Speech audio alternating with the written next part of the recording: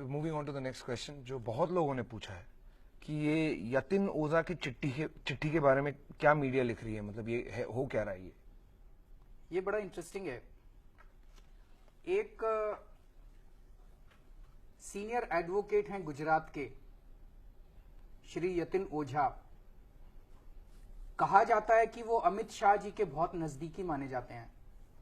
अमित शाह जी के कई केसेस उन्होंने किए हैं और कई सालों से वो अमित शाह जी के एक तरह से राइट हैंड मैन माने जाते हैं। उन्होंने मुझे कुछ दिन पहले एक चिट्ठी लिखी। ये वो चिट्ठी है। इस चिट्ठी में उन्होंने मुझे लिखा है, I would like to draw your attention about the meeting that took place between Shri Amit Shah and Shri Akbaruddin Owaisi at Shri Amit Shah's residence at 3 a.m.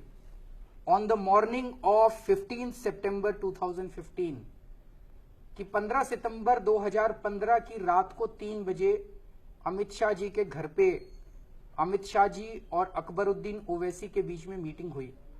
I was present in the said meeting. Ojha ji कह रहे हैं कि वो मौजूद थे meeting में। A detailed discussion took place and it was agreed that Shri Owaisi shall field his candidates in Bihar, particularly in the Muslim belt that was to go to polls on 5th of November कि बिहार में जो चुनाव होने वाले थे, अमित शाह जी ने ओवैसी साहब को कहा कि सारे मुस्लिम सीट्स के ऊपर आप अपने कैंडिडेट्स खड़े कीजिए।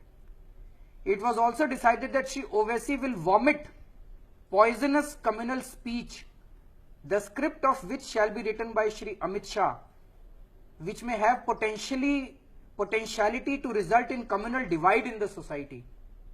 It was decided in the meeting that BJP and Shri Owaisi would stand as strong opponents of each other before the people, but Shri Owaisi would only speak on dotted lines as decided by BJP.